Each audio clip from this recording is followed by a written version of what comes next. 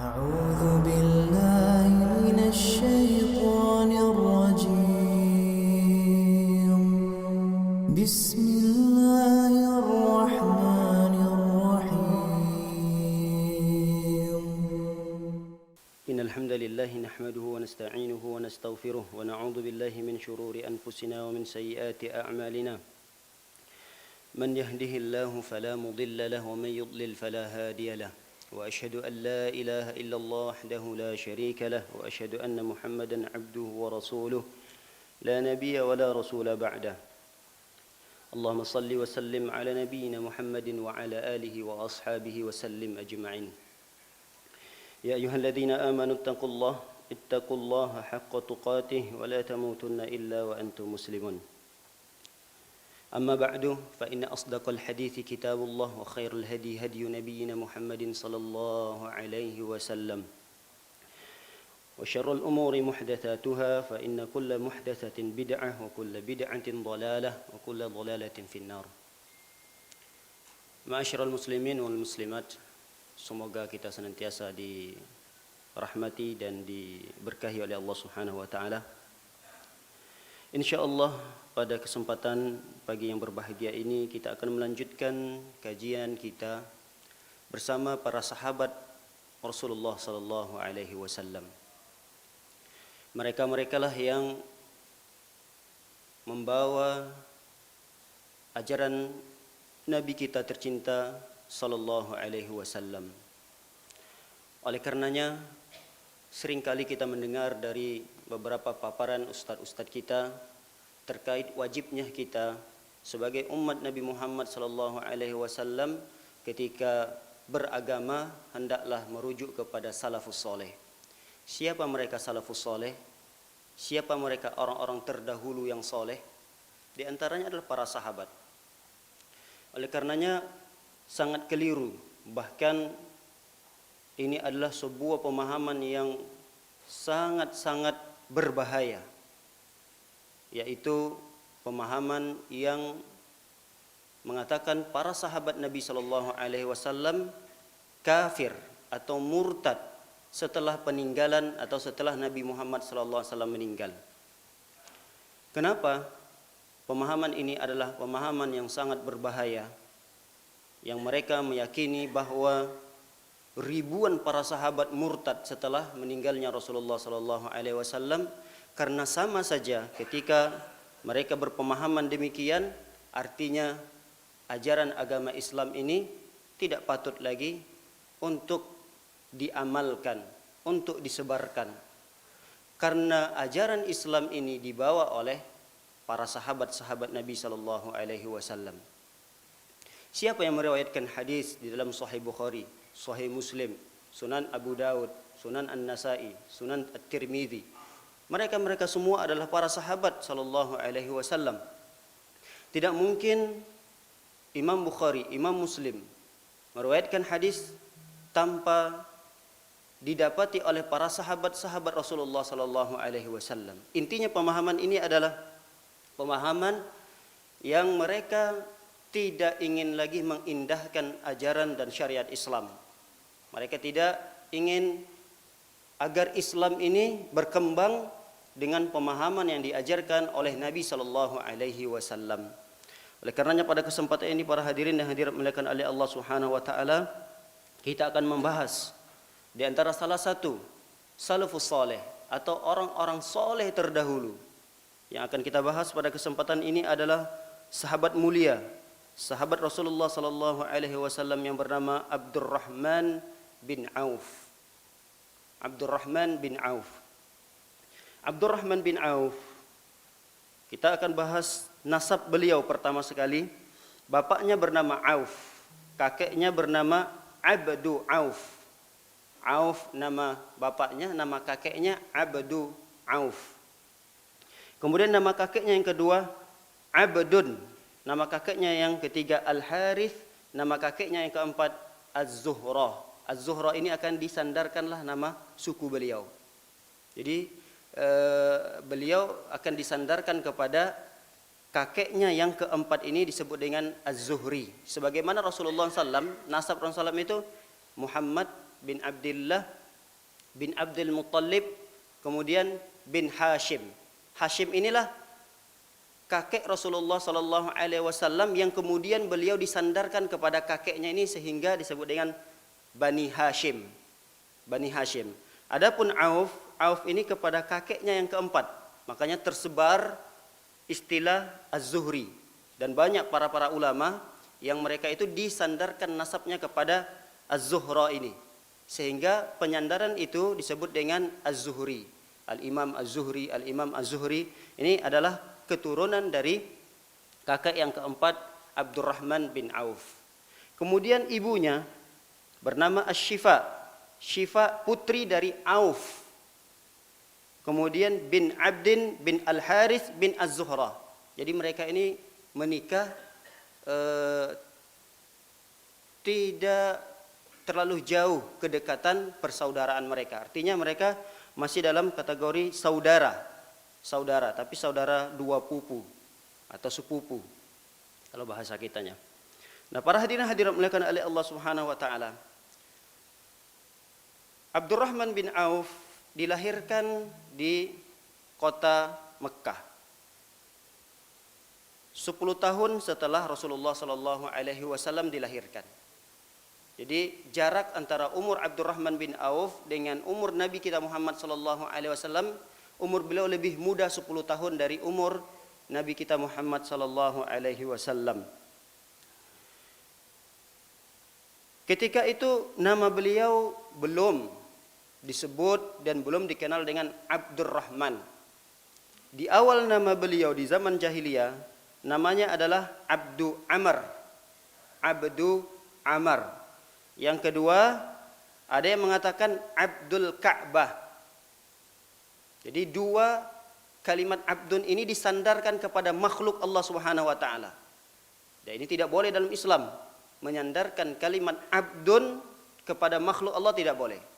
Walaupun itu Ka'bah. Ka'bah adalah makhluk Allah Subhanahu wa taala, maka disandarkan kalimat Abdun dengan Ka'bah haram hukumnya. Karena kalau diterjemahkan Abdul Ka'bah artinya hambanya Ka'bah. Tapi kalau dinamakan Abdu Rabbil Ka'bah boleh. Abdu Rabbil Ka'bah boleh.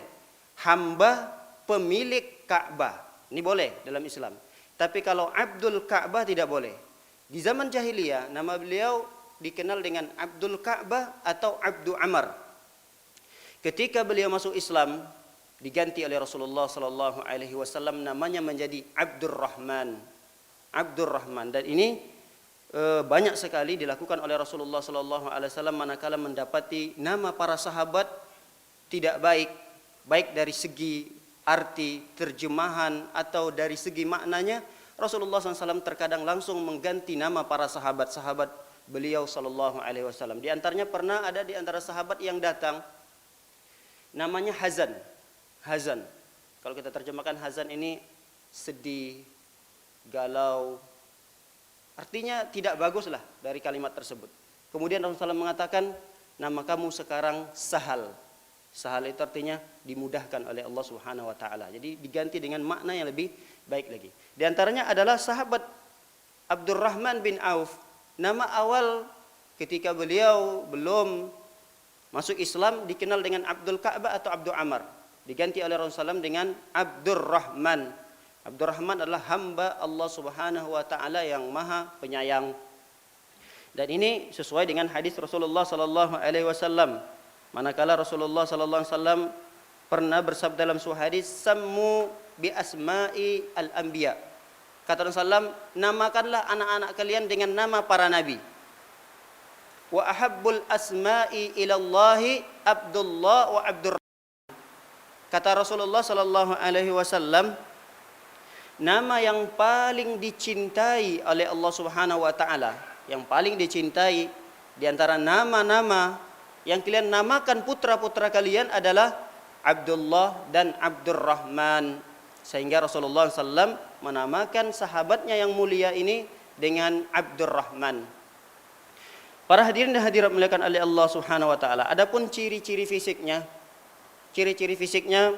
di antaranya beliau tinggi, kulit beliau putih, bidang tubuh beliau besar, bahu beliau, dada beliau ini bukaannya besar, kemudian hidungnya mancung, rambutnya tebal, bahkan dalam riwayat dijelaskan bahwa rambut beliau itu sampai menutup telinga, artinya beliau sedikit gondrong, menutupi telinga sampai di sini rambutnya. Ini adalah ciri-ciri fisik beliau. Masih banyak lagi pembahasan-pembahasan ini tentang ciri-ciri fisik beliau, tapi bukan itu pembahasan utama kita. Adapun sifat-sifat beliau, diantaranya adalah beliau memiliki sifat berani, kemudian pekerja keras. Di antara memiliki sifat yang mulia adalah beliau itu dermawan. Hampir rata-rata orang-orang Arab, baik itu di zaman jahiliyah maupun setelah mereka masuk ke dalam agama Islam, mereka rata-rata orang-orang Arab khususnya memiliki sifat ini, yaitu sifat dermawan, sifat suka berbagi dengan yang lain. Kita masuk kepada bagaimana awal mula keislaman beliau. Sepakat para ulama mengatakan bahwa sebab daripada keislaman Abdurrahman bin Auf dikarenakan tentu karena Allah pertama, kemudian adalah melalui Abu Bakar radhiyallahu taala anhu. Tentu hidayah itu dari Allah Subhanahu wa taala, akan tetapi ada sebab musababnya. Sebab musababnya itu adalah karena hasil dari jerih upaya dakwah yang dilakukan oleh sahabat terdekatnya Abu Bakar radhiyallahu taala anhu. Biasa di zaman jahiliyah terlebih dahulu, di zaman jahiliyah kemudian masuklah ajaran-ajaran agama Islam. Mereka para pedagang, para pengusaha memiliki tempat tinggal khusus, artinya perumahan khusus, perumahan elit yang di sana tidak mungkin tinggal orang-orang yang menengah ke bawah. Ada juga perumahan-perumahan khusus. Nah, di sana itu ditempati oleh orang-orang kaya, orang-orang yang memiliki usaha-usaha yang besar, di antaranya adalah Abu Bakar tinggal di sana, Khadijah tinggal di sana, Utsman, Abdurrahman bin Auf pun tinggal di sekitar perumahan tersebut. Sehingga hari-hariannya bertemulah dengan Abu Bakar.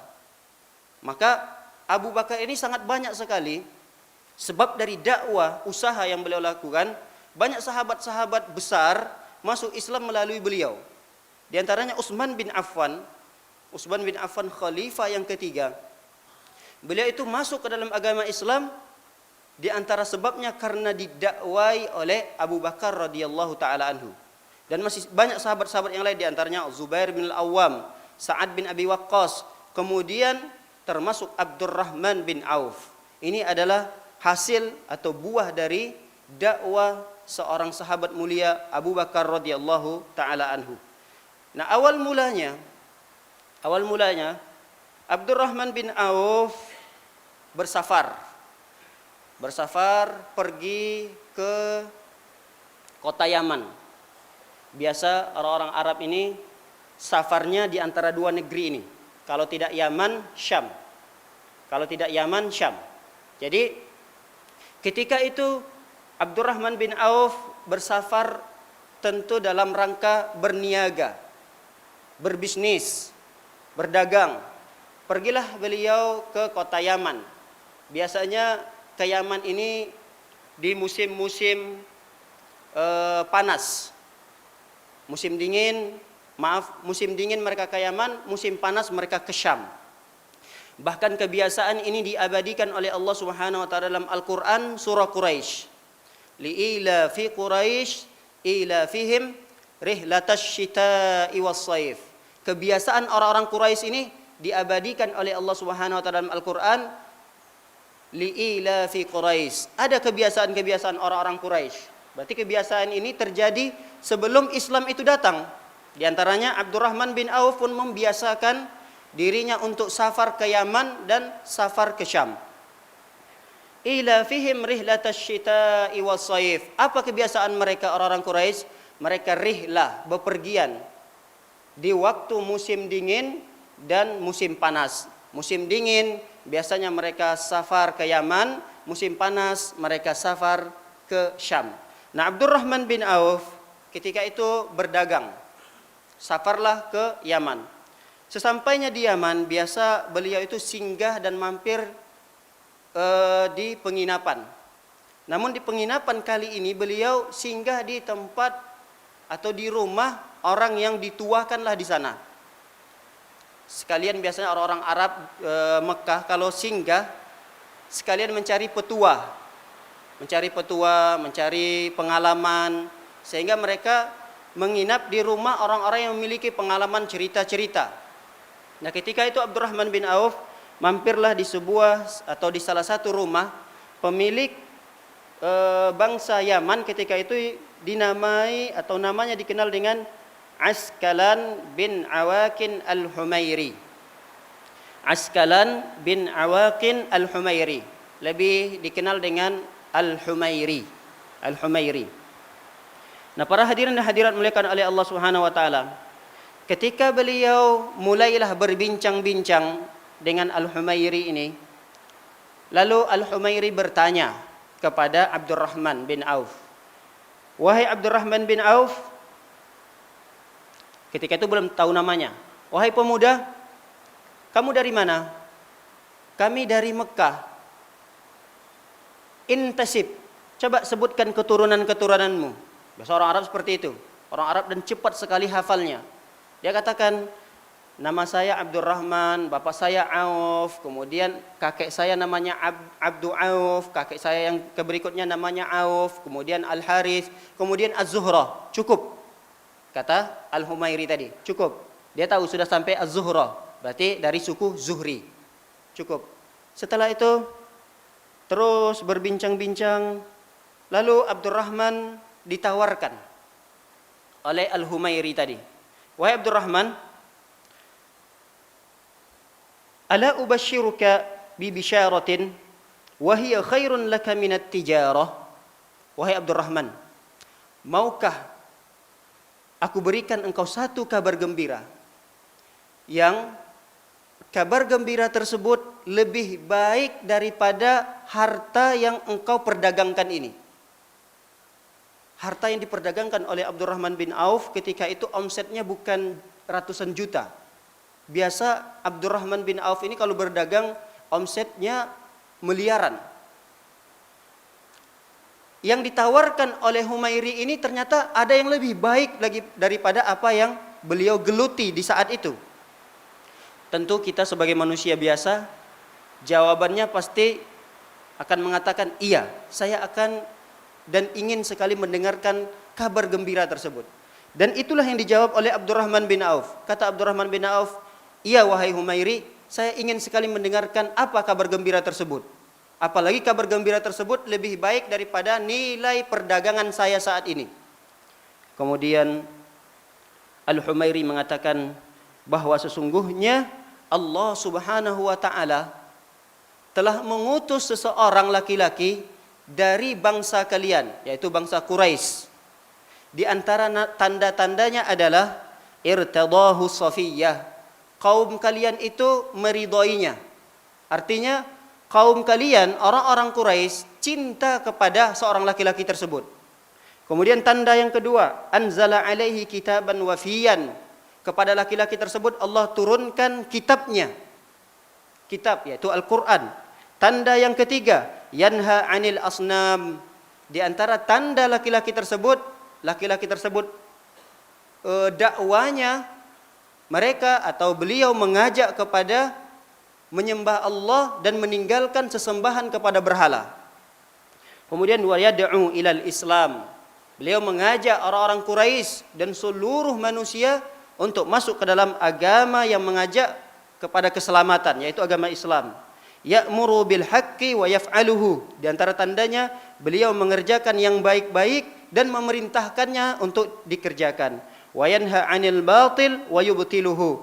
Dan beliau meninggalkan perkara-perkara yang batil, yang diharamkan, dan memerintahkan para sahabat untuk ikut meninggalkan perkara yang batil tersebut.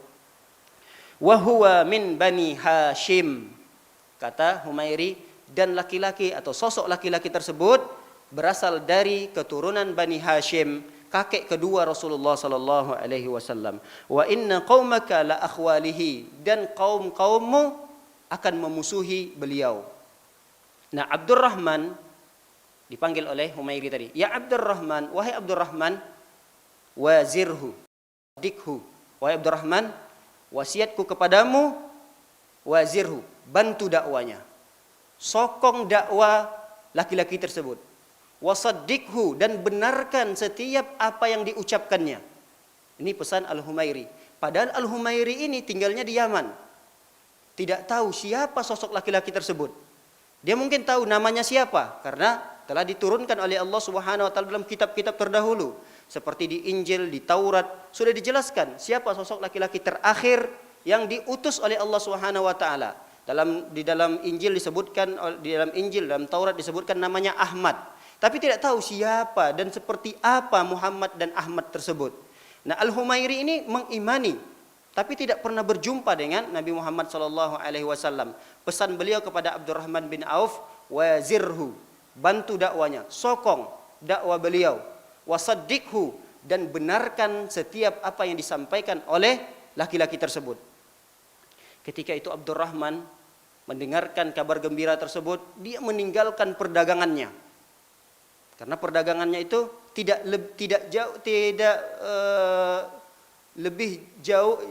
jauh lebih baik daripada kabar gembira ini. Artinya kabar gembira ini seharusnya lebih disegerakan untuk ditunaikan, untuk wasiatnya untuk diamalkan, daripada dia harus melanjutkan perdagangan walaupun keuntungan yang akan dirautnya adalah miliaran rupiah. Ketika itu dia langsung pulang ke Mekah. Sesampainya ke Mekah, yang pertama sekali dia temui adalah Abu Bakar. Karena dia juga tidak kenal siapa laki-laki yang disebutkan oleh Humairi ini. Hanya saja disebutkan tanda-tandanya, kemudian dia berasal dari suku Hasim. Tapi suku Hasim ratusan pemuda. Sehingga kemudian beliau menemui Abu Bakar As-Siddiq. Nah, disinilah sebab diantara kata para ulama, Abu Bakar memiliki keutamaan yang sangat besar. Bahkan keutamaan tersebut sampai-sampai kata para ulama, apapun yang diamalkan oleh Abdurrahman bin Auf, berupa salatnya, berupa sedekahnya, berupa infaknya, berupa puasanya, apa saja ibadah-ibadah yang dilakukan oleh Abdurrahman bin Auf, maka pahalanya didapati oleh Abu Bakar. Kenapa? Karena Abu Bakar diantara orang yang menunjukkan atau wasilah yang menyebabkan Abdurrahman mendapatkan hidayah. Beliaulah yang membawa, jadi Abu Bakar beliaulah yang membawa Abdurrahman untuk bertemu nanti dengan Nabi Muhammad sallallahu alaihi wasallam. Ketika Abdurrahman bin Auf sampai ke kota Mekah, lalu dia bertemu dengan Abu Bakar. Setelah bertemu, berbincang-bincang dan menceritakan sebuah berita yang dia dapatkan dari Humairi, dari negeri Yaman. Jadi hidayah itu dia dapatkan di luar daerahnya. Padahal seorang nabi, seorang rasul itu berada di kampung halamannya. Tapi subhanallah, dia mendapatkan hidayah itu jauh dari negerinya. Namun ketika hidayah itu sangat berharga sekali, dia bersegera untuk mencari dan mengambilnya, walaupun harus merugikan miliaran rupiah yang harusnya untuk dia dapatkan. Nah, para hadirin dan hadirat dimuliakan oleh Allah Subhanahu wa taala, ketika diceritakan tentang sifat-sifatnya kepada Abu Bakar, Abu Bakar diam dengan hikmah, dengan khidmat mendengarkan cerita Abdurrahman bin Auf ini. Ketika selesai bercerita Abdurrahman bin Auf, Abu Bakar pun mengatakan, tahukah kamu siapa sosok laki-laki tersebut? Tidak tahu, kata Abdurrahman. Dialah Muhammad bin Abdullah bin Abdul Muttalib bin Hasim. Ketika itu Abu Bakar radhiyallahu taala anhu membawa Abdurrahman untuk menemui Rasulullah sallallahu alaihi wasallam. Tatkala itu Nabi Muhammad berada di rumah Khadijah radhiyallahu taala anha. Fa akhbartuhu. Lalu kemudian Abdurrahman pun menceritakan cerita yang sama kepada Nabi kita Muhammad sallallahu alaihi wasallam. Didengar oleh Rasulullah sallallahu alaihi wasallam cerita tersebut dari Humairi ini. Lalu Rasulullah berkomentar. Apa komentar Rasulullah? Amma inna akhi Humair. Sesungguhnya apapun cerita yang kamu dapatkan dari saudaraku, lihat sebutan Rasulullah SAW kepada seorang laki-laki yang menceritakan tentang Nabi Muhammad SAW. Bukan sahabat, Rasulullah SAW tidak mengatakan sahabat, akan tetapi saudaraku. Adapun cerita yang kamu dapatkan dari Humairi, akhi, dia adalah sahabatku, dia adalah saudaraku, min khawasil mu'minin. Dia adalah termasuk orang-orang yang beriman, yang memiliki keistimewaan khusus pada diriku. Jadi bukan orang beriman biasa, tapi keimanannya itu dan dia termasuk orang-orang yang beriman memiliki keistimewaan tersendiri di sisi Rasulullah sallallahu alaihi wasallam. Kemudian kata Rasulullah, wa rubba mu'minin bi walam yarani. Betapa banyak orang-orang yang beriman kepadaku. Jadi bukan hitungan 1, 2, 3 jari.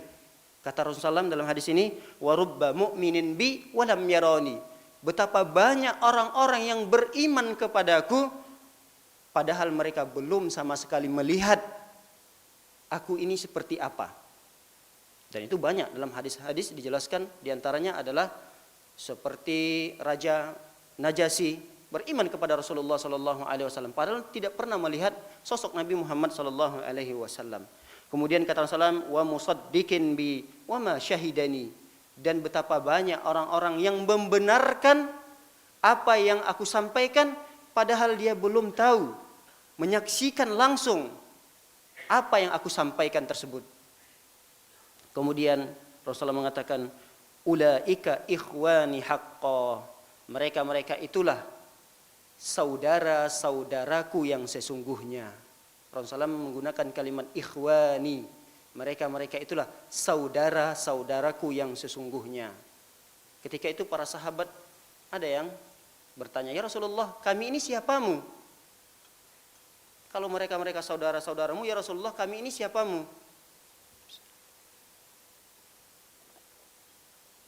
Kata Rasulullah, kalian adalah sahabat-sahabatku. Kalian adalah sahabat-sahabatku.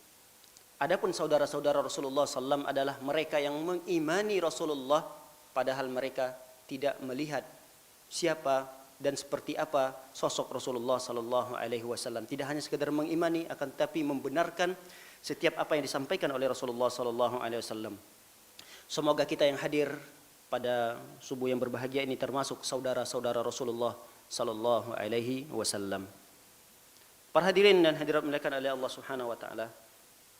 Beliau Abdurrahman bin Auf masuk ke dalam agama Islam ini termasuk orang-orang yang terdahulu, awal mula.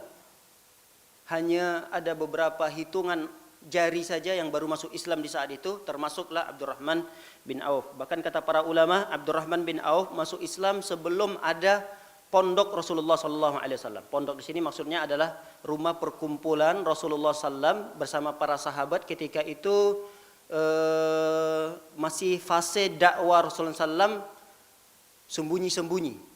Jadi ada dua tahapan dakwah Rasulullah SAW. Yang pertama adalah Rasulullah SAW berdakwah dengan cara sembunyi-sembunyi. Yang kedua Rasulullah SAW berdakwah dengan cara terang-terangan. Kapan mulai Rasulullah SAW berdakwah secara terang-terangan? Yaitu setelah tahun kedua atau tahun ketiga kenabian atau kerasulan beliau.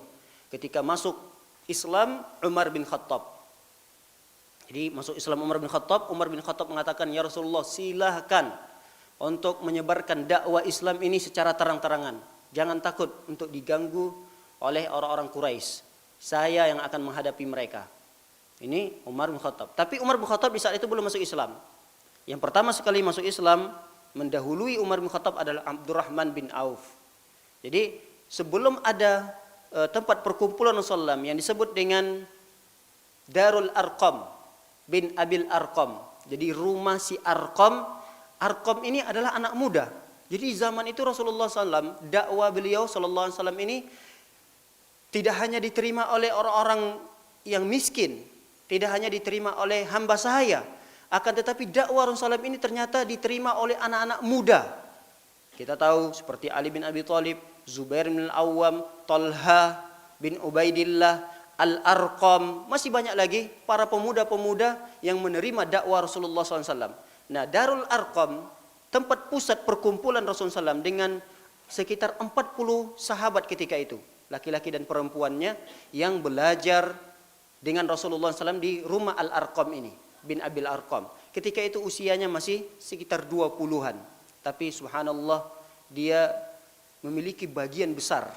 Dalam Islam ini beliau menyediakan tempat tersebut adalah rumah beliau sendiri. Beliau ajak Rasulullah SAW untuk menyebarkan wahyu-wahyu yang Rasulullah SAW dapatkan dari Allah Subhanahu wa taala, dan kemudian beliau sampaikan kepada sahabat-sahabat tercinta beliau, para sahabat radhiyallahu taala anhum. Para hadirin dan hadirat dimuliakan oleh Allah Subhanahu wa taala, mulailah setelah meninggalnya Khadijah, Abu Talib, lalu dakwah Rasulullah mulai dihalangi oleh orang-orang Quraisy dengan cara para sahabat disakiti, disiksa, diintimidasi, dibuli, diejek dan seterusnya. Ada di antara para sahabat yang mereka tidak kuat dengan siksaan orang-orang Quraisy sehingga Rasulullah mengizinkan mereka untuk hijrah ke Habasyah. Di antara yang hijrah ke Habasyah adalah Abdurrahman bin Auf. Kemudian mereka mendapatkan informasi yang salah. Informasi tersebut adalah yang mereka dapatkan ketika sampai di Habasyah. Tidak beberapa lama, hitungan bulan, mereka mendapatkan informasi bahwa kota Mekah sudah kondusif lagi. Sudah banyak orang-orang Mekah yang masuk Islam, sehingga mereka balik lagi ke Mekah. Ternyata itu adalah berita bohong, hoak. Setelah itu mereka mendapatkan siksaan kembali yang kedua kalinya dari orang-orang Quraisy, kemudian diizinkan oleh Rasulullah SAW untuk hijrah ke Madinah. Jadi cerita Abdurrahman bin Auf tidak panjang dalam masalah sebelum beliau hijrah, akan tapi kita lebih fokusnya cerita beliau ketika beliau telah melakukan ibadah yang sangat besar, yaitu hijrah ke kota Madinah. Nah, kita mulai bagaimana hijrah beliau. Beliau hijrah, tidak hanya beliau, banyak para sahabat-sahabat yang diizinkan oleh Rasulullah SAW hijrah, tapi tidak membawa harta mereka. Yang mereka bawa apa? Pakaian yang lengket di badan mereka saja. Di antaranya adalah Abdurrahman bin Auf. Bayangkan, dari kota Mekah tidak boleh membawa sedikit pun dari harta yang mereka miliki. Di Mekah, mereka boleh meninggalkan kota Mekah, tapi tidak boleh membawa hartanya. Bawalah jiwa raganya dan pakaian yang melengket pada tubuhnya. Itulah yang dilakukan oleh Abdurrahman bin Auf ketika sampai ke kota Madinah. Dan Rasulullah SAW, subhanallah, luar biasa strategi dakwah Rasulullah SAW tidak membuat negara, tidak membentuk kekuatan dengan cara membentuk negara Islam dulu, tidak. Dan Rasulullah SAW juga tidak memulai dengan membuat pusat perkumpulan, yaitu berupa masjid, tidak. Yang pertama sekali yang Rasulullah SAW lakukan ketika Rasulullah sampai ke kota Madinah, Rasulullah SAW mempersaudarakan antara kaum muhajirin yang mereka berhijrah dari kota Mekah menuju Madinah. Dengan siapa? Dengan kaum Ansor yang mereka penduduk asli kota Madinah. Rasulullah persaudarakan. Kenapa? Percuma kalau dibuat pusat perkumpulan, kumpullah kaum muslimin di pusat perkumpulan tersebut, tapi belum ada ikatan persaudaraan antara dua kelompok besar dari sahabat Rasulullah SAW, kaum muhajirin dan Ansor. Percuma.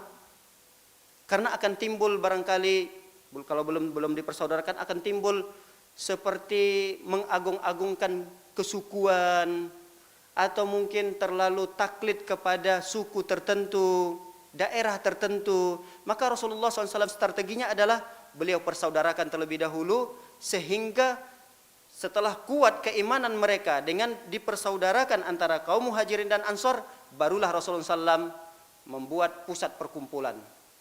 Sehingga dua tempat perkumpulan kaum muslimin dalam satu tahun itu dibuat oleh Rasulullah SAW. Yang pertama adalah Masjid Quba, kemudian yang kedua adalah Masjid Nabawi. Disitulah kaum muslimin berkumpul dalam satu hari minimal 5 kali. Minimal 5 kali mereka berkumpul dan bertemu. Lalu setelah itu Rasulullah membuat negara. Beliau menyusun kekuatan dengan membentuk negara Islam. Nah, para hadirin dimuliakan oleh Allah Subhanahu wa taala. Banyak sekali cerita terkait dengan Rasulullah mempersaudarakan antara sahabat muhajirin dengan Ansor. Tapi yang sangat menarik kata para ulama adalah ketika Rasulullah SAW mempersaudarakan Abdurrahman dari muhajirin dengan Sa'ad bin Ar-Rabi'. Siapa? Sa'ad bin Ar-Rabi' dari kalangan Ansor.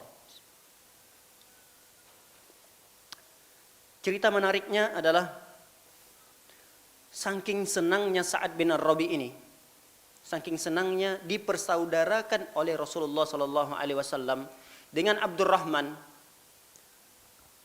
Lalu Sa'ad bin Ar-Rabi' menawarkan tawaran yang bukan tanggung-tanggung, tawaran yang bukan hanya sekedar basa-basi, bukan. Dan itu bukan tawaran yang kecil. Tawaran kalau di zaman saat ini sebuah tawaran yang tidak masuk di akal manusia. Dan mungkin tidak ada satu orang pun yang bisa melakukan ini pada saat ini. Apa itu tawarannya? Beliau mengatakan Sa'ad bin Ar-Rabi' kepada saudara yang dipersaudarakan oleh Rasulullah SAW, yaitu Abdurrahman bin Auf. Kata Sa'ad bin Ar-Rabi', fa'arada alaihi Sa'ad an yunasifuhu. Sa'ad menawarkan kepada Abdurrahman bin Auf an yunasifahu ahlahu wa malahu, untuk memberikan separuh dari hartanya dan separuh dari keluarganya. Separuh hartanya dan separuh dari keluarganya.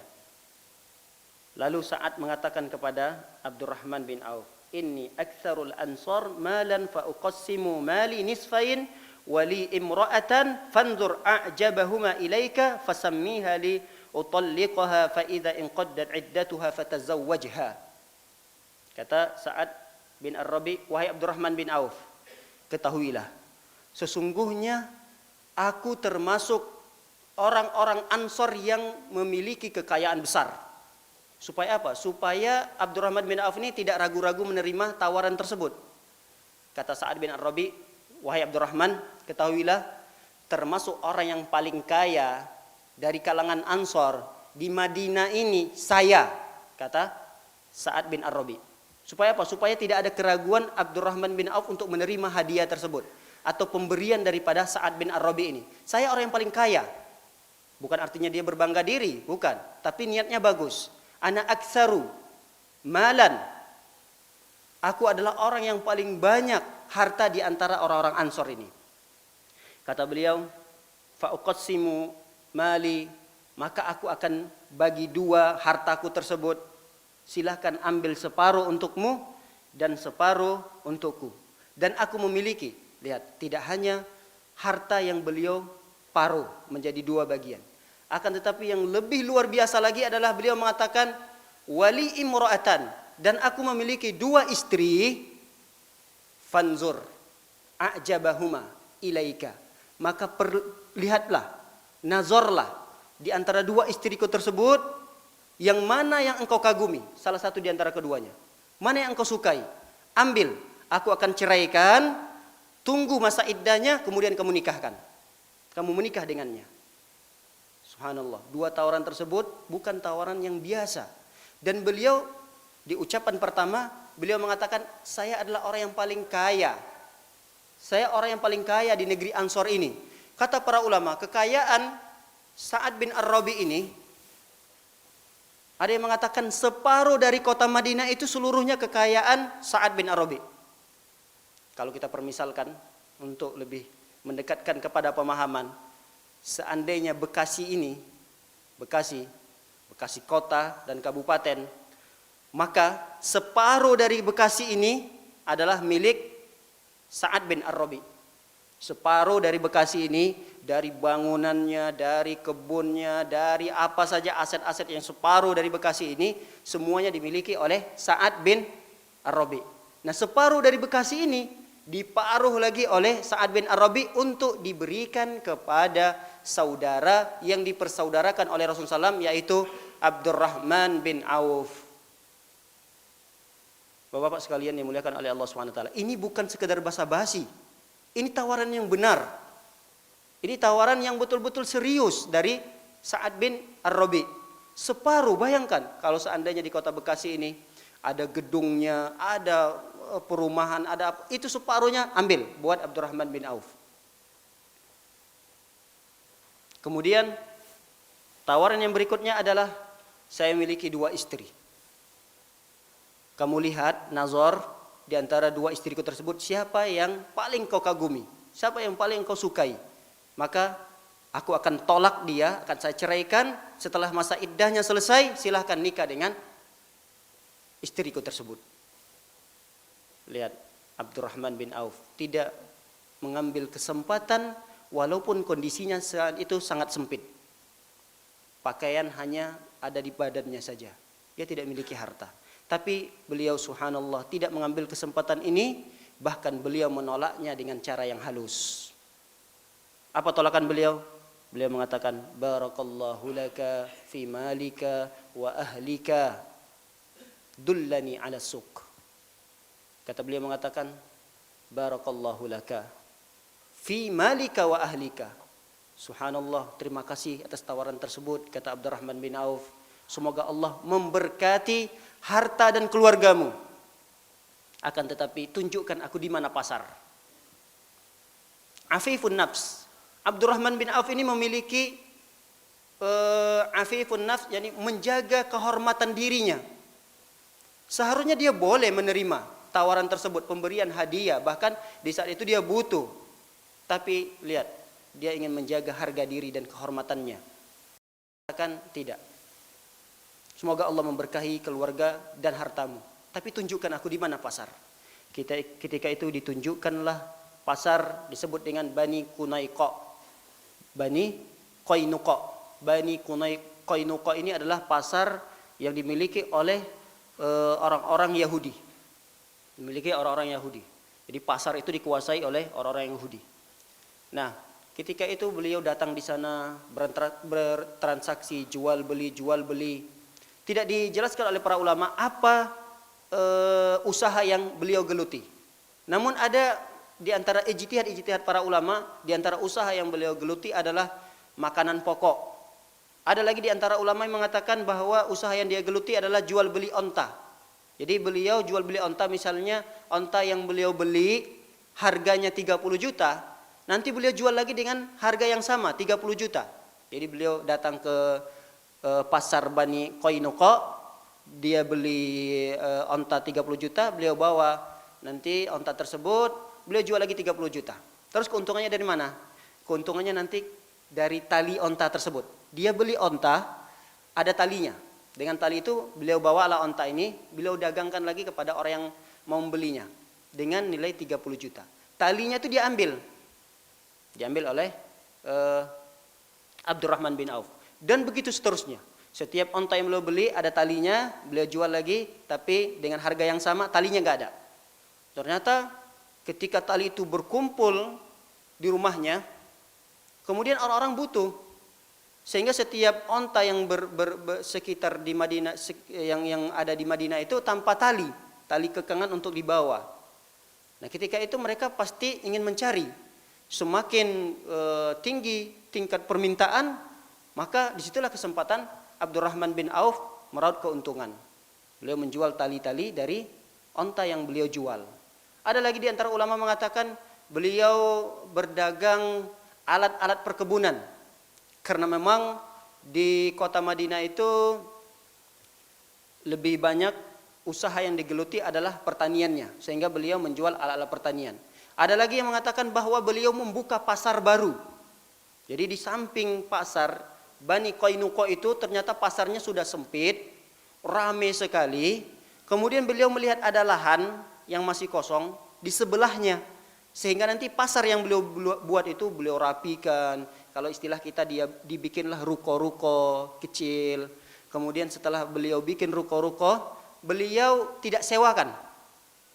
Silakan pakai dulu tempatnya supaya ramai dulu. Lalu kemudian bulan kedua beliau mulailah ambil iuran atau sewanya. Bulan ketiga, bulan keempat, kemudian mulailah ramai. Kemudian beliau buat akses jalannya sehingga nyatu dengan pasar Bani Qainuqa ini. Sehingga pasar yang beliau buat yang baru itu milik beliau.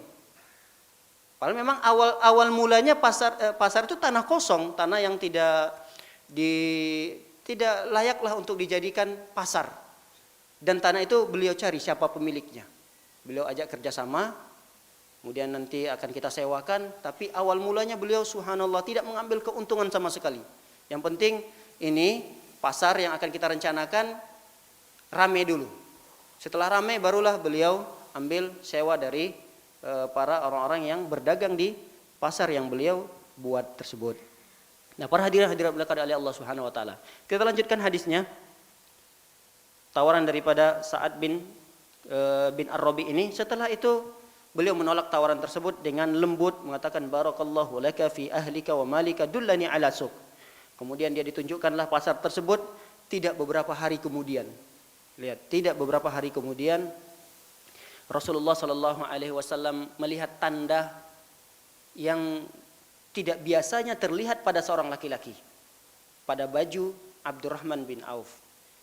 Ketika itu Abdurrahman bin Auf menggunakan pakaian yang berbeda, kemudian memakai parfum. Yang parfum itu biasanya tidak digunakan oleh orang-orang kecuali orang-orang yang baru menikah saja, pengantin barulah. Parfum ini biasa digunakan oleh pengantin baru. Ketika itu Rasulullah SAW memanggil Abdurrahman bin Auf. Abdurrahman bin Auf, mahin, kalau bahasa lainnya lah ajib, luar biasa. Abdurrahman bin Auf, ini baju yang kamu kenakan, parfumnya luar biasa. Kata Abdurrahman bin Auf mengatakan, ya Rasulullah, aku baru menikah ya Rasulullah. Lihat, hanya beberapa hari hitungan setelah beliau ditunjukkan pasar, ketika itu beliau sudah menikah. Beberapa hari kemudian saja. Lalu Rasulullah SAW bertanya tentang berita kabarnya. Lalu beliau mengatakan, ya Rasulullah, tazawwajtu imra'atan minal ansar. Aku telah menikah dengan seorang perempuan dari kalangan Ansor. Dari kalangan Ansor.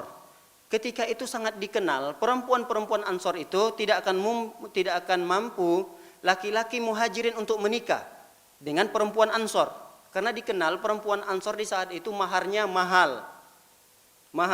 Sedangkan Abdurrahman bin Auf baru mulai menggeluti usaha barunya. Barulah dia mendapatkan keuntungan yang masih kecil. Tapi beliau sudah memberanikan diri untuk menikah. Yas'aluhu anil akhbarihi, terus Rasulullah bertanya tentang, menggali tentang berita Abdurrahman bin Auf. Qala fama sukta, aku sudah menikah ya Rasulullah dengan seorang perempuan dari sahabat Ansor. Kemudian fama sukta fiha, apa maharnya? Kata Rasulullah SAW. Kaget Rasulullah. Apa maharnya? Kok kamu sudah bisa nikah? Bukannya kamu baru hijrah, kemudian kamu tidak menerima tawaran dari Sa'ad bin Ar-Rabi. Kok tiba-tiba sudah menikah? Berarti Rasulullah tidak diundang dalam pernikahan tersebut. Dan para sahabat-sahabat juga tidak diundang, tidak diketahui pernikahan yang dilangsungkan oleh Abdurrahman bin Auf. Rasulullah juga kaget. Apa maharnya? Kata Rasulullah. Faqala wadnuwatin min zahab. Maharnya ya Rasulullah tidak besar. Dia hanya sebesar nuwa min zahab. Nuwa itu kata para ulama adalah korma. Korma ada, kalau kita potekin korma menjadi dua, itu disebut dengan nuwa di antara sebagian ulama. Kalau kita kadarkan dari dirham, sekitar 5 dirham. Jadi nuwa min zahab itu kalau korma dipotek, nah potekan korma itu kalau ditimbang itu sekitar 5 dirham. 1 dirham anggaplah 50.000. Berarti maharnya berapa? Sekitar 250.000. Bisa di saat itu. 250.000 maharnya. Kemudian kata Rasulullah SAW, barakallahu laka fi malika wa ahlika. Allah Subhanahu wa taala mudah-mudahan memberkati rumah tanggamu dan hartamu. Lihat. Di sini doa Rasulullah sallallahu alaihi wasallam untuk Abdurrahman bin Auf, keberkahan harta dan keberkahan keluarga Abdurrahman bin Auf. Ternyata setelah menikah Abdurrahman bin Auf mulai berkembang terus dengan pesatnya usaha yang digeluti oleh Abdurrahman bin Auf. Kata Rasulullah, aulim walau bisyah. Wahai Abdurrahman bin Auf, sembelihlah seekor kambing untuk walimah. Artinya kamu saat ini sedang bergembira. Syukuranlah kamu atas kegembiraan dari pernikahanmu tersebut walaupun hanya memotong seekor kambing undang para sahabat-sahabat, beritahu para sahabat-sahabat bahwa kamu telah menikah. Nah, disinilah kata para ulama disunahkan walimah tersebut. Perintah Rasulullah SAW kepada Abdurrahman bin Auf. Para hadirin dimuliakan oleh Allah SWT. Sangat banyak sekali pelajaran-pelajaran yang bisa diambil dari hadis atau kisah ini. Di antara pelajarannya adalah Abdurrahman bin Auf tidak mudah membukakan tangannya, meminta-minta kepada para sahabat-sahabat yang mampu di saat itu. Kenapa? Pertama, karena beliau ingin menjaga kehormatan dirinya.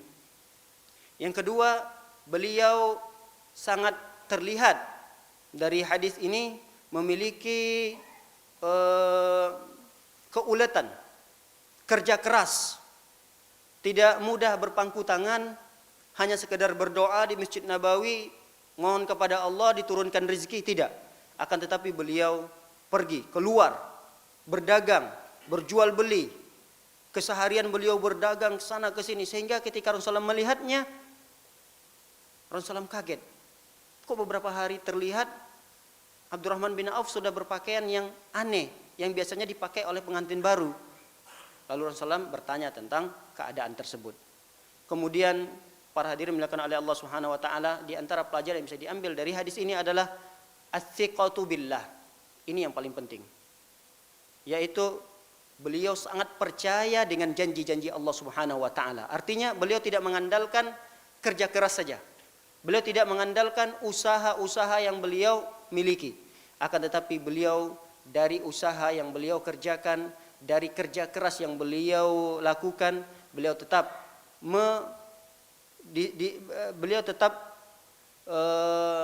melibatkan Allah Subhanahu wa taala dalam setiap kerja keras yang beliau lakukan. Beliau libatkan Allah Subhanahu wa taala. Artinya inilah kesempurnaan tawakal yang sesungguhnya. Tawakal yang sungguhnya tidak hanya sekedar berdoa kepada Allah, berikanlah kami rezeki ya Allah berikan kesehatan. Tidak itu hanya disebut dengan tawakal. Akan tetapi tawakal yang sempurna kata para ulama adalah ketika seseorang berdoa kepada Allah lalu dia mencari sebab. Cari sebab, kerjakan sebab. Berdoa minta rezeki kepada Allah, apa sebabnya? Kerja. Berdoa kepada Allah agar diberikan kesembuhan, cari sebabnya. Apa sebabnya? Cari dokter yang ahli, cari obat yang bagus. Ini adalah tawakal yang sempurna yang diajarkan oleh Abdurrahman bin Auf. Kemudian para hadirin dirahmati oleh Allah Subhanahu wa taala. Abdurrahman bin Auf di antara yang beliau lakukan dalam hadis ini bisa kita ambil pelajaran adalah beliau tidak menunda-nunda pernikahan. Ini yang sangat penting dalam hadis ini. Beliau tidak menunda-nunda pernikahan. Kenapa? Karena fitnah terbesar di zaman kita ini, apalagi di zaman beliau saja Rasulullah SAW sudah mengeluarkan fitnah paling besar yang membahayakan laki-laki adalah fitnah perempuan. Itu di zaman Rasulullah. Apalagi di zaman kita ini.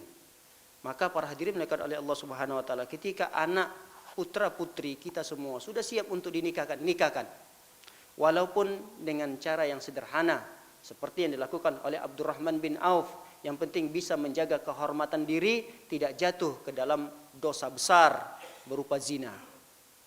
Nah, para hadirin dimuliakan oleh Allah Subhanahu wa taala, tahu sekali Abdurrahman bin Auf bahwa dengan pernikahan tersebut bisa menyempurnakan separuh dari agama dan bisa menambah rezeki. Dengan nikah bisa menambah rezeki. Jangan menunggu pernikahan itu berlangsung kalau sudah hidup kita mapan.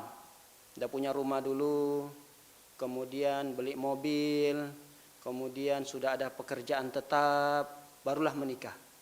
Kalau ketika kita beli mobil, lalu mobil yang kita gunakan, nauzubillah, nabrak, mati, belum sempat menikah dan belum sempat sempurna separuh dari agamanya. Ini tahu betul Abdurrahman bin Auf dengan hadis-hadis tersebut. Kemudian para hadirin yang hadirat dimuliakan oleh Allah Subhanahu wa taala, dengan pernikahan tersebut tidak hanya menyempurnakan separuh dari agama, bahkan bisa mendatangkan kekayaan yang diberikan oleh Allah Subhanahu wa taala. Mungkin bapak-bapak sekalian dan ibu-ibu sekalian juga ketika awal dari pernikahan belum punya rumah, belum punya mobil, belum punya kendaraan. Kapan kita memiliki semua itu? Setelah pernikahan. Dulu awal menikah masih ngontrak. Kemudian setelah menikah setahun, 2 tahun mulailah beli rumah. Jadi ada sekarang konsep orang sudah beralih. Anak muda itu tidak diizinkan oleh orang tuanya menikah sebelum punya rumah. Jadi kata para ulama, mana lebih dahulukan? Beli rumah atau menikah? Kata para ulama, menikah dulu walaupun nanti ngontrak. Nah, ini adalah janji Allah Subhanahu wa taala. Dalam surah An-Nur Allah Subhanahu wa taala mengatakan, "Iyakunu fuqara yughnihumullah." Kalau kalian sebelum menikah dalam keadaan fuqara, bukan miskin ya, bukan baru mendapatkan pekerjaan. Kalau baru mendapatkan pekerjaan jelas dia sudah disebut dengan orang yang berkecukupan. Kata Allah SWT, ini orang miskin loh. Fakir, kata Allah. In yakunu fuqara. Jika seandainya kalian fakir, seperti Abdurrahman bin Auf ini, fakir, yughnihumullah. Allah akan memberikan kecukupan kepada kalian. Allah yang akan memberikan kekayaan kepada kalian. Dan betul, apa kata Umar bin Khattab? Umar bin Khattab mengatakan, kasihan sekali. Orang-orang udah hidupnya jomblo, membujang, miskin lagi. Kasihan kata Umar. Seharusnya orang yang seperti ini sudah jomblo, membujang, miskin, dia harus nikah. Kenapa? Dengan menikah tersebut dia akan kaya. Masih mendingan jomblo, membujang, sudah mapan. Ini masih mending. Yang dikasihani oleh Umar bin Khattab adalah sudah miskin, jomblo, belum menikah. Artinya kalau dia fakir, miskin, ingin mencari kekayaan, mendapatkan karunia dari Allah SWT, menikah. Segera menikah. Jadi selain mencari kekayaan dari pernikahan tersebut juga bisa menjaga kehormatan diri. Dan inilah yang dilakukan oleh Abdurrahman bin Auf setelah mendapatkan doa keberkahan. Kenapa kita diperintahkan untuk segera menikah? Karena diantaranya orang-orang yang kita undang akan mendoakan keberkahan dari rumah tangga kita. Oleh karenanya kita disunnahkan untuk mengucapkan sebuah doa kepada dua mempelai perempuan dan laki-laki, sebuah doa yang diajarkan Rasulullah SAW. Barakallahu laka wa baraka alaika wa jama'a bainakuma fi khair. Barakallah, keberkahan pada rumah tangga. Nah, itulah yang didoakan oleh Rasulullah SAW. Sehingga setelah doa itu, doa Rasulullah SAW, kata para ulama, meriwayatkan Abdurrahman bin Auf, apa saja usaha yang beliau geluti, semuanya sukses. Bayangkan, seandainya dia buka usaha yang baru, usaha misalnya kuliner, kemudian kuliner pun berbagai macam bentuknya, semuanya sukses, tidak ada yang gagal. Dengan peribahasa yang disebutkan oleh para ulama, kata Abdurrahman bin Auf, kalau seandainya batu mana saja yang saya angkat, niscaya di bawahnya ada emas.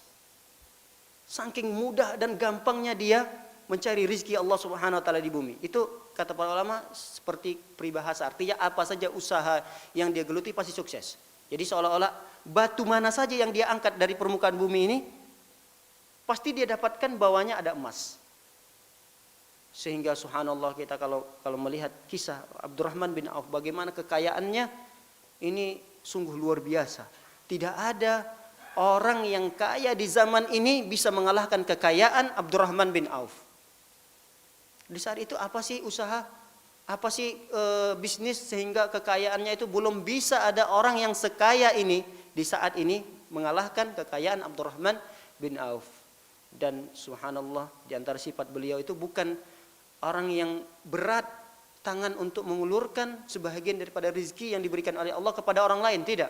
Dan sangat mudah sekali bagi beliau untuk memberikan sebagian daripada harta-harta beliau yang miliki kepada orang-orang yang membutuhkan dan orang yang tidak membutuhkan. Bukan hanya orang yang membutuhkan, tapi orang yang tidak membutuhkan pun beliau berikan harta-harta yang beliau miliki. Nah, para hadirin hadirat dimuliakan oleh Allah Subhanahu wa taala. Kemudian kita masuk kepada di antara poin-poin yang penting yang ada pada sosok Abdurrahman bin Auf ini adalah yang pertama, beliau adalah salah satu dari 10 para sahabat yang pertama sekali masuk dalam agama Islam ini. Dan ini keutamaan yang besar. Keutamaan yang besar dalam agama Islam ini adalah beliau termasuk orang yang pertama sekali masuk ke dalam agama Islam. Allah Subhanahu wa taala berfirman, "As-sabiquna al-awwaluna minal muhajirin wal ansar walladzina ittaba'uuhum bi ihsan radhiyallahu anhum wa radu'an. Kata Allah Subhanahu wa taala, as-sabiqunal awwalun. Adapun orang-orang yang pertama sekali masuk ke dalam agama Islam ini, minal muhajirin wal ansar, dari kalangan muhajirin dan ansar, walladzina tabauhum bi ihsan, dan orang-orang yang mengikuti para sahabat dengan cara yang baik, yaitu orang-orang setelah para sahabat, tabi'in, setelah tabi'in, atba'ut tabi'in, terus sampai hari kiamat yang mengikuti jejak langkah para sahabat, radhiyallahu taala anhum wa radu'an. Allah Subhanahu wa taala akan meridai para sahabat-sahabat ini, dan para sahabat ini pun meridai Allah Subhanahu wa taala. Wa addalahum jannatin tajri tahtaha al-anhar khalidina fiha abada. Tidak hanya predikat ridha Allah yang mereka dapatkan, akan tetapi mereka juga mendapatkan surga yang telah dipersiapkan oleh Allah Subhanahu wa taala, yang di bawahnya mengalir sungai-sungai. Khalidina fiha abada, mereka akan kekal selama-lamanya dalam surga tersebut. Dzalikal fauzul adzim.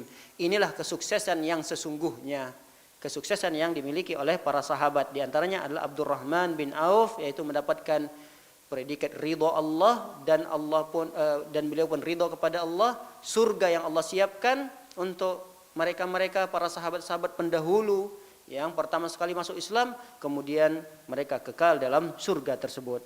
Kemudian keutamaan yang kedua yang dimiliki oleh Abdurrahman bin Auf adalah beliau termasuk salah satu para sahabat yang dijamin. Jadi salah satu dari 10 sahabat yang dijamin masuk ke dalam surga Allah Subhanahu wa taala.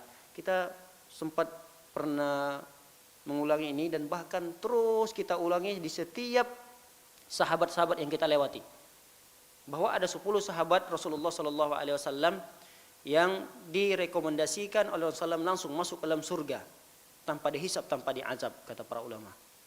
Siapa mereka? Tentu 4 pertama sudah kita hafal.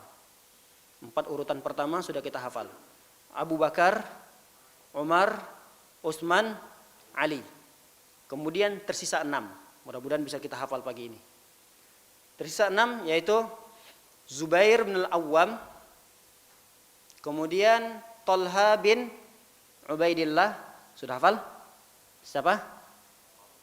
Zubair bin Al-Awwam, Talha bin Ubaidillah. Kemudian yang berikutnya adalah Abdurrahman bin Auf. Abdurrahman bin Auf. Sekali lagi biar hafal.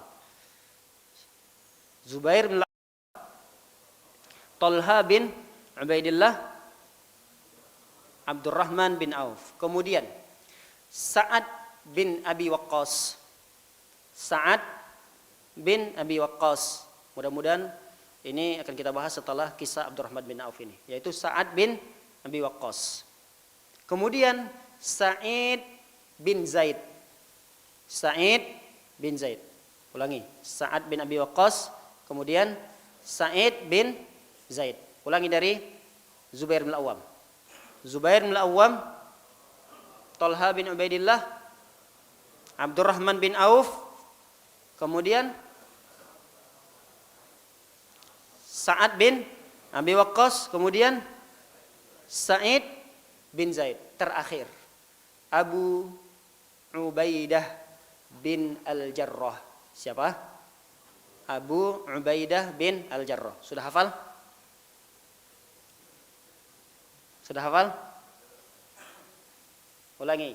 Zubair bin Al-Awwam, Talha bin Ubaidillah, Abdurrahman, yang pagi ini kita bahas, Abdurrahman bin Auf, Sa'ad bin Abi Waqqas, Sa'id bin Zaid, Abu Ubaidah bin Al-Jarrah. Susah, Pak. Nama-nama artis lebih mudah untuk dihafal ya, Pak. Sama nama-nama pemain bola. Tapi insya Allah kalau di sini nama-nama artis pemain bola juga tidak terlalu hafal. Insya Allah. Yang lebih hafal nama para sahabat-sahabat insya Allah. Mudah-mudahan generasi kita setelah kita, mereka lebih termotivasi lagi, terpicu lagi untuk menggali sejarah-sejarah para sahabat-sahabat ini. Nah, inilah keutamaan yang kedua dimiliki oleh sahabat Abdurrahman bin Auf, yaitu Beliau termasuk salah satu di antara sahabat yang masuk ke dalam surga yang langsung rekomendasi itu dari Rasulullah sallallahu alaihi wasallam, masuk dalam surga tanpa dihisab dan tanpa diazab.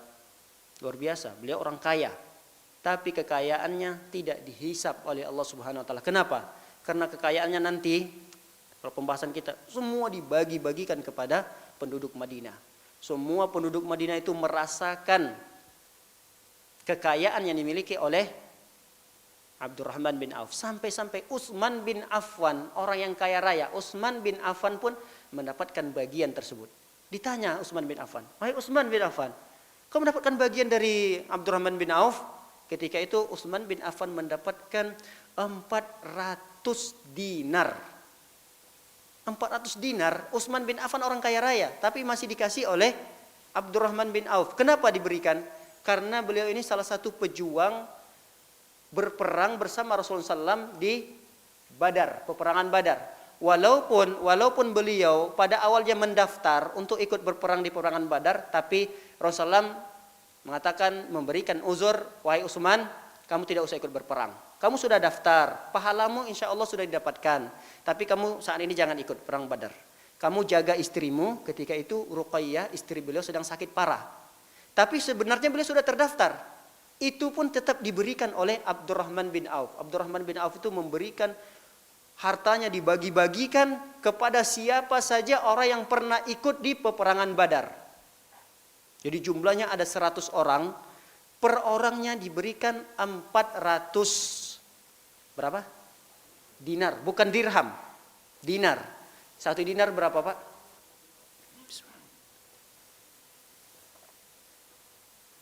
Satu dinar berapa? Saat ini 1 dinar itu bisa untuk membeli 1 ekor kambing. 1 ekor kambing itu jangan terlalu mahal, juga jangan terlalu murah. Kira-kira berapa? 3 jutaan ya. Yang sedangnya 3 jutaan. Jadi tidak yang sampai 5 jutaan, tidak juga sampai yang 2 juta atau 2 juta ke bawah. Yang 3 juta lah, anggap 3 juta.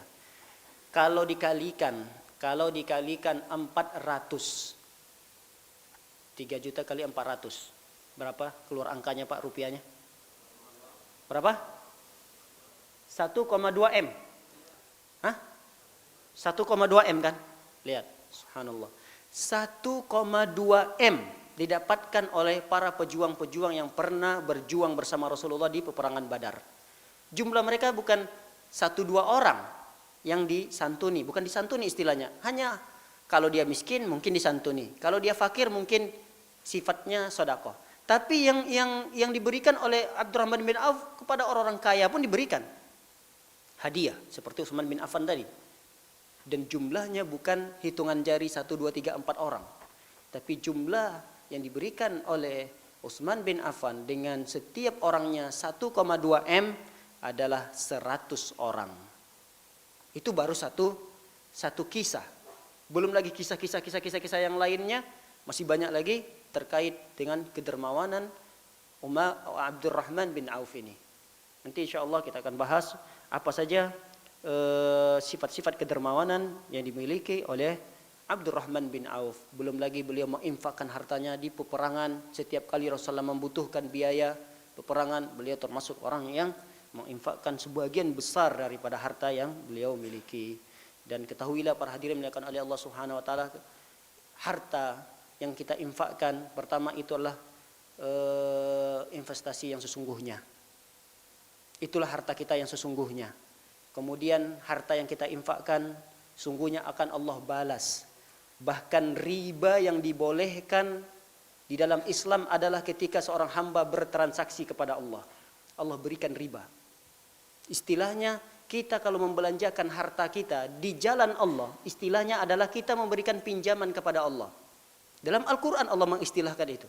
Kalau kita membelanjakan harta kita di jalan Allah, kebutuhan apa saja dalam Islam ini, bangun masjid, dakwah, apa saja kebutuhan dalam Islam ini, lalu kita titipkan harta kita, diistilahkan oleh Allah dalam Al-Quran, kita meminjamkan harta kita kepada Allah. Kita meminjamkan harta kita kepada Allah. SWT mengatakan, man dzalladzi yuqridullaha qardan hasanah yudha'if lahu.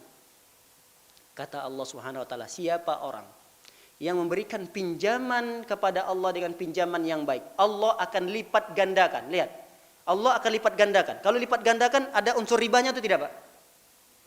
Riba kan? Dilipat gandakan oleh Allah. Kalau kita minjam kepada manusia 1 juta, harus kita kembalikan berapa? 1 juta. Tidak boleh lebih dari 1 juta. Tapi ketika kita meminjamkan kepada Allah, Allah akan balas dengan berlipat ganda. Bahkan dalam surah Al-Baqarah, Matsalul ladzina yunfikuna amwalahum fi sabilillahi kamatsali habba. Orang yang membelanjakan hartanya di jalan Allah seperti dipermisalkan oleh Allah sebuah benih yang ditanamkan. Satu benih tersebut ambatat sab'a sanabil. Satu benih tersebut menumbuhkan 7 dahan. 7 dahan. Setiap dahan tersebut fi kulli sumbulatin mi'atu habbah. Maka berbuah lagi 100 biji buah. Setiap dahannya, ada berapa dahan tadi? 7. Dan setiap dahannya itu kata Allah Subhanahu wa taala akan berbuah menjadi 100 buah. Padahal satu benih yang kita tanam. Bayangkan, 1.000 rupiah yang kita tanamkan untuk kepentingan dakwah, untuk kepentingan Islam, 1.000 rupiah. Kemudian tumbuh dia menjadi 7 dahan, 7.000. Setiap 1.000-nya itu dikalikan lagi 100.000. Berarti 100.000 kali 7. Berapa? 700.000. Subhanallah. Transaksi yang riba luar biasa. Tapi ini luar biasa apabila dikerjakan oleh seorang hamba dengan Allah Subhanahu wa taala. Akan tetapi sama makhluk tidak boleh, haram hukumnya. Makanya dalam sebuah hadis Rasulullah mengatakan ada 2 malaikat di pagi hari diutus oleh Allah Subhanahu wa taala. 2 malaikat, salah satu dari malaikat tersebut berdoa, Allahumma a'ti munfiqan khalafa. Satu malaikat di pagi hari diutus oleh Allah Subhanahu wa taala berdoa kepada setiap orang yang berinfak di pagi hari. Apa doa malaikat? Allahumma a'ti munfikan khalafa, ya Allah, ini hambamu berinfak di pagi hari ini. Oleh karenanya kata para ulama disunnahkan kalau kita bangun subuh hari, ketika kita mau sholat kita berinfak. Jumpa tukang sapu, infakkan di pagi hari. Ketika kita bangun, sholat subuh, kita sengaja gantongin uang. Atau kita melihat ada di masjid tempat kita sholat, ada kotak, masukkan. Walaupun jumlahnya sedikit. Karena ada hadis khusus yang menceritakan tentang tersebut. Ada doa malaikat, Allahumma a'ti munfikan khalafa. Ya Allah, ini hambamu berinfak pagi ini ya Allah. Berikanlah gantinya. Gantinya, kalau Allah Subhanahu wa taala ingin mengganti infak kita itu berarti bisa lebih besar daripada yang kita infakkan pagi itu. Tapi lihat, satu malaikat yang lainnya mengatakan dengan doa kepada Allah SWT, Allahumma a'ti mumsikan talafa. Ya Allah, hambamu ini dia mampu untuk berinfak. Dia udah bawa uangnya, harusnya dia mampu untuk berinfak. Tapi dia tahan hartanya dan tidak dia infakkan, ya Allah, maka berikanlah kehancuran terhadap hartanya tersebut. Subhanallah, inilah yang diamalkan oleh Abdurrahman bin Auf. Hartanya diinfak. Miliaran rupiah yang diinfakkan, tapi kembali lagi lebih besar daripada apa yang diinfakkan. Semoga kita termasuk orang-orang yang diberkahi oleh Allah Subhanahu wa taala, keluarga kita, harta kita, umur kita, dan semua kaum muslimin yang ada di seluruh ini. Semoga Allah Subhanahu wa taala memberkahi keluarga dan harta yang kita miliki. Semoga Allah Subhanahu wa taala memberikan tambahan rizki dari Allah Subhanahu wa taala dari sisi yang halal dan yang baik. Barakallahu fikum. Kita cukupkan sampai di sini pertemuan kita yang singkat ini. Semoga apa yang kita pelajari pada pagi yang berbahagia ini mendapatkan manfaat atau ilmu yang sedikit yang mudah-mudahan bisa kita amalkan. Wassallallahu ala nabiyina Muhammadin wa ala alihi washabbihi wasallam ajmain. Akhiru da'wana alhamdulillahi rabbil alamin. Subhanakallahumma bihamdika asyhadu an la ilaha illa anta astaghfiruka wa atubu ilaik. Assalamualaikum warahmatullahi wabarakatuh.